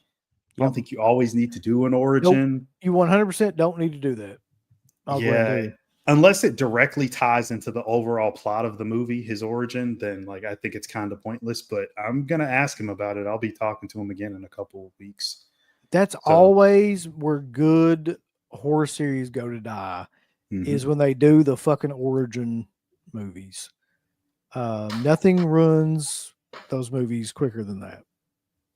Yeah. When I talk to Damien, I'm going to ask him like, so how much are you going to actually show? Can you tell him not to do that? Just okay. Yeah, just rip up the first 15 pages of the script. Can you please not?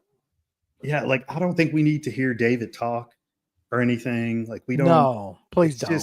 Please, it's going to take something away. Like it depends on how it's done, I guess. But still, I'd rather not. And they will do that. You know they will. They'll have him like be a regular person or something before you turn, and it'll just fucking ruin it. Yeah. Still think he hasn't topped the upside down sawdust scene. I mean, I could see how they think that. I think the bedroom scene to me is like the penultimate fucking thing, though. Yeah, I could see that. Bone Tomahawk did do a scene very similar to that. By the way, that movie is insanely brutal. Yeah, at least that particular scene and that series of scenes. For those people that haven't seen that movie, probably check that out. Yeah, that's a good one. All three suck equally. I admire your positivity, Justin Smith.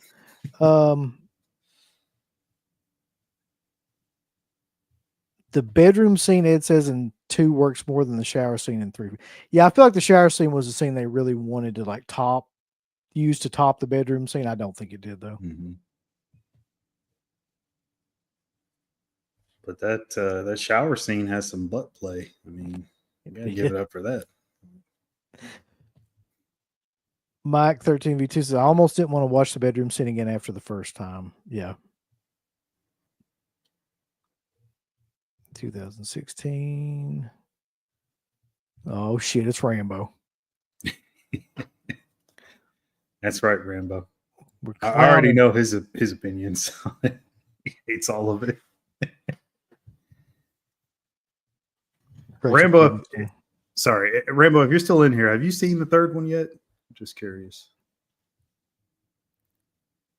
Terrifier 4 in the Old West. That sounds like some shit they would really do.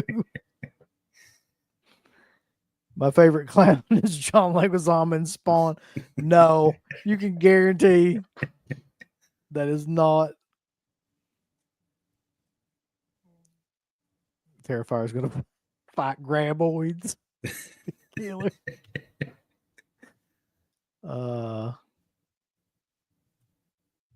Let's see. Mayor says maybe art is a mime before, so Dave wouldn't have to talk in his origin. I just wish they wouldn't do an origin movie, man. Like, never, like, whatever you've got envisioned in your mind is probably going to be far better for you than whatever shit they're going to put out. Exactly. And I think that's probably coming out of a lot of people asking him stuff about the origin and who he was, and we don't need it. I enjoy all three. This is a good point. We haven't talked about this movie, Killer Clowns from Outer Space, which is like an exploitation style clown movie. Yeah. And actually, up to this point, forgotten that movie. It's also my daughter's like favorite horror film. She's 13. Oh wow, that's interesting. 14. She's not ready for the Terrifier movies, or has she? She's seen them. No, she actually asked me about that the other day. About the Terrifier films. I'm like, you will never watch those movies around me. Like, that will never happen. Like, I don't give a shit. Like, whatever, you know, my dad showing me Dawn of the Dead and Basket Case. That's like fucking Mary Poppins compared to the fucking movies. You're not watching those movies around me. I'm not that much of a degenerate. Like, I'm just not going to have. You can do whatever else you want on your own if you find them, or like steal them, or I don't give a shit. But no, we're not doing that. You're gonna take your Blu-rays. Yeah, that would be a good transition point, though. So, Terrifier into Killer Clowns from Outer Space. We didn't talk about Killer Clowns from Outer Space, but first of all, one of my favorite theme songs to any like movie, to any horror film, is that fucking. Is it the Dickies that do the theme song? I think so. It's on guitar though. It opens it up. It's great. I think that movie was way like the dark humor in it was kind of either too ahead of its time or freaked people out too much, because you had like kind of the juxtaposition of having like these really comical clowns, but there was gore and shit in it as well. Yeah.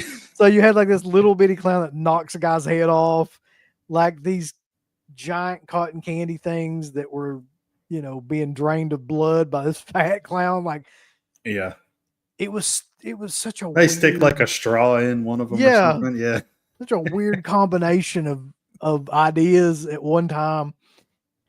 And really, the clowns were like the what would you call it, like the anti-heroes, like people rooted for them, right? Yeah, you know, much more than anybody. Everybody else in the film was generic as hell, and then the clowns were like the coolest thing about the film. There's really no good protagonist in the film either. No, not really. I love John Vernon, so that's another like. Well, of course. Yeah, that's another great performance by him. And the scene that always stuck with me in that movie too is his scene where like they turn him into basically like a marionette, like a puppet, ventriloquist puppet. But like so much cool imagery from that movie too, with the popcorn guns, the cotton candy, like cocoons, you know, all of it was like really well done until Spirit of Halloween took it over and fucked everything up like they always do. You didn't get a popcorn gun? Did I get a popcorn? I did get a popcorn gun. No, not the big ones. I got the little like. Oh, okay. Little gun, not the actual fucking $100 one or whatever. Yeah, I got one of those, the big one. Yeah, you got the big one too. Yeah, it was supposed to go with my costume for Halloween. But yeah, that's a film where when I saw that as a kid, I just thought it was so bizarre and just a weird movie. And I think it was taped off of, it had to be like one of those channels where it still had like commercials inserted in between. And I'm not even sure if some stuff was cut out, but for the longest time, that was my only version that I had growing up. And then I ended up finding it later on like DVD, and then of course upgraded to Blu-ray. But it's such a weird movie still to this day. Like you were just mentioning, all those ideas mashed together. Yeah, it's unlike any other film. Like, yeah, it really is. Yeah. I mean, it's kind of become I guess I can't say mainstream, but it's a lot more well known than it was. And it always seemed like that kind of movie that only horror fans talked about. And it was just one of those things that I was like, man, this is so fun and so weird. Like it seems like it was made for horror fans. I don't know if the people that made it were horror fans specifically, but it kind of has that vibe where it's a weird amalgamation of ideas. The acting's just right. The costume design on all the clowns is cool. All the stuff that they do, even the effects are a little bit wonky, some of the visual effects, but I don't mind it. It just fits with the overall theme of the movie. It does. It really does. Like there's the scene where he does the shadow puppet on the wall that eats the. That's such a great like scene. The Chiodo brothers are the guys that designed all that shit. And a fun fact about them, they're also the guys that did all the puppet work for Team America. Like, so yeah, they're really into that kind of design and stuff. It's an anomaly, man, because it is like a movie that's like no other film that I can point to and be like if somebody said like recommend me another movie that's like Killer Clowns, I'm like, I have no fucking idea really. Like what there really isn't. Yeah. It stands alone as a really, really good throwback killer clown movie. Dirk, sorry. I mean, it's worth a watch if you want to see something different. He's talking about Clown in a Cornfield. Oh yeah, I haven't actually seen that yet. That kind of fits in the theme of the show. It's not bad, but it's not great either. It's okay. It's worth a look, I think, but it's very different. I'll say it's not what you think it is. It is a slasher, but I can't really talk about it too much because there's a whole thing in the movie that is completely unexpected, and it's a bit more than just this crazy clown running around killing people. So, if that intrigues you any, definitely check it out. The effects are solid though, all practical stuff. Rambo says some of the killer clowns were reused and put into Ernest Scared Stupid as some of the trolls killer. That's one I haven't revisited in a long time. What, Ernest Scared Stupid? Yeah. I watched it a couple of Halloweens back with the kids, but I still don't remember that much about it. I'll tell you one that I noticeably kind of like left out of this because the whole film is not based around it, but probably like the connection between it. If there's a connecting point in this style of movie between it and Terrifier, it's Captain Spaulding. Okay. So, but those movies he wasn't really like the sole focus. You know what I mean? It wasn't like a killer clown. It was, but it's like they had a whole family. That's not like just based around him or anything like that. So I kind of purposely left that out. But it is worth mentioning that like his performance in that is he stands out so much. I almost wish that the film was centered more around him than the family. Yes. I like Bill Moseley's character, but he seems so much more secondary.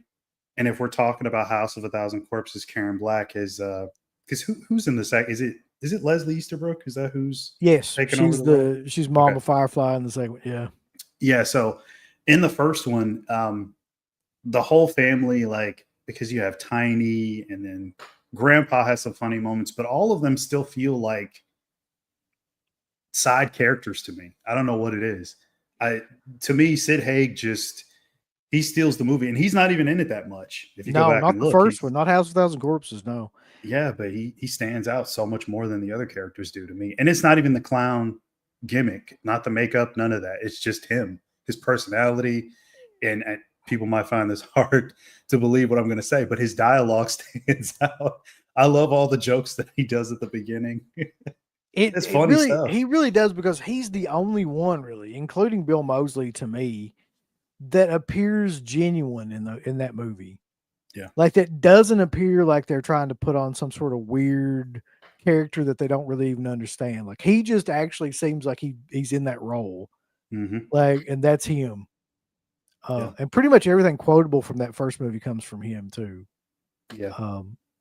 It's that whole first scene, really. I don't know. Maybe it's Rob. He's just like, I got to get, if I do anything right dialogue wise, I got to give Sid the best lines.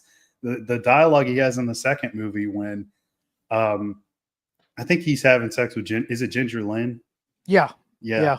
And she's like, did you call me a fucking whore? He's like, calls it Calls like him I as see a him. season. Oh man, it's so good. Yeah, pretty much everything he says in all those movies. Now that I think about it, like it's classic. Yeah. You don't like clowns? Don't we make you laugh? Oh man, I mean that role just redefined his. It just redid his entire career. It really did, and also like gave Rob Zombie some semblance of a career. That Devil's Rejects movie is really the only reason that dude has any kind of career. Yeah, I mean, I think if you take Sid Haig away from those movies, like it's missing something. It's something noticeably gone, and because like I think it could work without Mosley, and if you just had Haig in there, but you take Haig away, like it's really missing something. I mean, because who else do you got? Sherry Moon, you know what I mean? It's like there's a lot of people that like that character. Crazy really? enough, yes, man. Hell? There's a lot of people that like that and cosplay that, and I'm just like, Jesus, how do you fucking? I don't understand it, but yeah. And Bill Moseley in the first movie is ridiculous, man. He doesn't even know what the hell he's doing. Like he's some sort of weird hybrid between like an albino and yeah. I think he said that too. Something. It's like he doesn't know what he's doing. Like you can tell, and neither does Karen Black. She doesn't know what the fuck she's doing in that movie. Like she's just spouting off stuff, has no idea. But like I said, the only fully formed one really seems to be Sid Haig. Yeah, agreed. And he's even better in Devil's Rejects, really. Yeah, 3 from Hell. It's well, that's yeah. But okay, so here's anybody wants to throw out some other notable clown movie because there's so many of them, man, that are cheap. Mm-hmm. I just looked up a couple here to see like if you had any thoughts about them. I haven't seen most of these, to be honest, Mark. Okay. So if you don't, it ain't gonna bother me. 31. That's another Rob Zombie one I have seen. I've seen it. Clown oriented, I guess. A fucking horrible movie that is. No, it didn't work. Kind of an okay concept for a horror movie, and he should have been able to pull that off, but that movie's it's not good. 100 Tears, which somebody's bringing that up. Multiple people are bringing that up. I haven't seen it. I've seen it. The slasher movie with that clown. Yeah, it's meh. It actually does have a lot of crazy over-the-top kills, much like a Terrifier kind of thing. I could see why it's memorable for some. I just think it's meh. Not a big fan, but let's see here. I can't believe some of these fucking titles. Clown Town. Let's go take it down to Clown Town. Amusement. That was an anthology from like 2009, I think. I remembered liking 1 or 2 segments in it, but I've seen it once when it came out. I think it was straight to DVD from like 2009 or 2010. That's probably. Oh yeah, Jason Johnson brings up Stitches too, which is a fairly popular one in that genre, that subgenre. I guess. Mm-hmm. I haven't seen it. I just don't go in for clown movies that much. I'm not big on Stitches. There's a couple things in there that I like, some okay gore gags, but it's just kind of there. It's another one of those movies that's just on a streaming service that you can watch as a time waster, I'd say. And finally, I guess I'm going to throw this one in there because I'd forgotten about it until right now. Killjoy.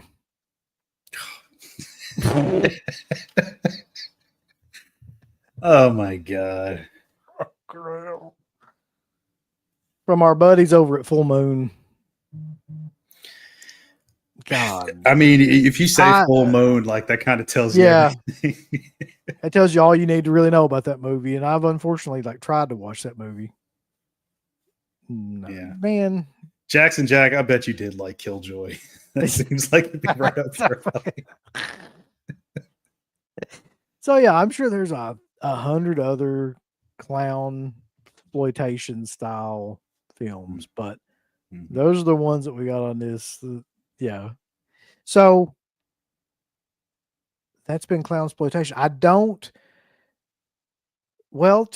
I was gonna say I don't have anything planned, but tomorrow we've got Friday Night Lives planned. So we're gonna be doing that 10 o'clock tomorrow on the mothership. But after that, I'm trying to figure out like what would be coming next. On Sunday, I don't know if CK's back on Sunday or not. I think he's gonna be back on Sunday, and I think if he's back, that's when we're doing Summer Slashback again. So there'll be that on Sunday, but I couldn't tell you if that's going to be this week or next week. Let's find out whenever he shows back up. You guys don't have any titles lined up for the show? God damn it, Mark! I was hoping you wouldn't ask me that because now I have to like look and see what the hell they are. We did. Oh shit! What was it? I'm horrible with this kind of stuff. If somebody in here knows, we did announce the titles. Just let me know. Because honestly, well, it's not the shoestring slashers, is it? Sure. It really is. You guys are doing those? Oh yeah, it's the Final Tear and Savage Weekend. It's the Backwoods slashers. Yeah. Okay. That's cool. There we go. So that'll be what we're coming back with. Jesus Christ, those two movies. I don't know what the fuck possesses to pick those two, but that'll be fun to talk about at least anyway. Oh yeah. Rambo's asking, are we doing Axum tomorrow night? A commentary for Axum? I don't know. He's got a hard on for Axum, so we might. You watched that trailer, did you? Oh, I watched it, right? Yeah, I watched it. I mean, I can't deny that the film did make me laugh in parts just because it's so fucking terrible. That's one that everybody could easily watch because it is on YouTube. It might be on even like Internet Archive or something like that. So it's very, very accessible. But I don't know if people want to watch that. Well, I think we had a couple different ideas. We were going to either do Day of the Dead because the anniversary. Yeah, anniversary. Yeah. We could do that, or we could do like just a straight up Q&A stream. I honestly don't care. Okay. That's whatever you guys want to do. Okay. Yeah. I mean, any one of those is good for me. I mean, I what would you ask them? See what you did there. Mm-hmm. Mark, you got to choose apparently. Oh man.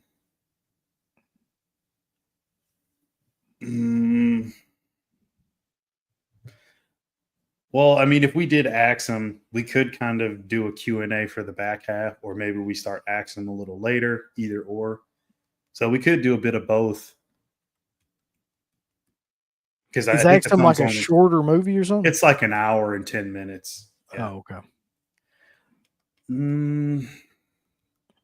I guess the day commentary makes more sense just because of the anniversary. We could do Axum another time. It's up to you guys. Let's do day. We can do day. All right. So tomorrow, I guess we'll be doing day. Okay. Mm-hmm. So tomorrow night on Friday Night Lives, we'll be doing a commentary over Day of the Dead, which I have. I can finally got Mark to choose something. Yeah, just read that. Man, I could watch that movie every day and not get tired of it. So I'm looking forward to watching it. Yeah, that'll be a lot of fun. All right. So, Mark, what do you got coming up? Honestly, just the stream tomorrow night. I don't have anything else planned for the channel. But yeah. Well, I need you to have something planned immediately. Yeah, maybe I'll plan something last minute. But I want to thank everybody that showed up, though. We brought ExploitNation back and pretty overwhelming success. So I'm really glad. Considering we're talking about clown fucking movies, I think it did a bang up job. And check out the show on a regular basis. Deadpit.com, Into the Dead Pit. We got Instagram, we got Slack, we got Twitter, we got Instant Messenger, all kinds of fun stuff. LimeWire. We're running it through all kinds of different programs, but yeah, check us out whenever you get a chance. Check us out. And tomorrow night, Friday Night Lives. Don't forget, 10 o'clock, Day of the Dead commentary. Then on Sunday, I think CK will be back. I think he'll be back to do the Cruel Summer Slashback. We'll find out. And yeah, catch y'all then. Later. See you. I want all these people to click everything they're supposed to click.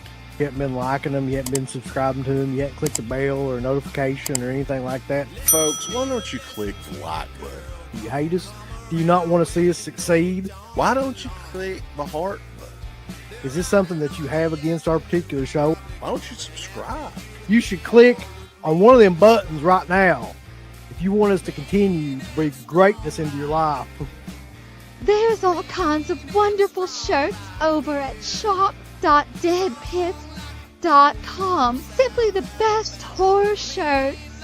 On TeePublic, there are others, but they all suck. You can get some Dead Pit radio shirts. You can get Last South on the Left. The Hills Have Eyes. Texas Chainsaw. Oh, wait, you can't say Texas Chainsaw. All kinds of shirts, folks. You're gonna love them. Shop.deadpit.com. Special thanks goes out to our supporters on Patreon. You know what kind of stuff you can get on Patreon, Uncle Bill, starting at only $1 a month? What's that? Access to every Dead Pit show since 2005. We got almost 200 fan commentaries that we've done over the decade. Here's what other fucking Patreons do. They're like, hey, give us money and then we'll let you see a video early that we're going to release like a fucking week from now, and then that's all we're going to give you. Meanwhile, we have a literal jukebox full of songs, thousands of reviews. I don't even know how many shows are up on there now that we've done over the years. Hundreds of thousands. You need to figure this out now and subscribe to us on Patreon and YouTube and Instagram and help us to 1 million. The road to 1 million subscribers starts today. So Dead Pit on Patreon.com. Join today. Tiers start at only $1, but I'd recommend at least the $10 tier. You can do 50.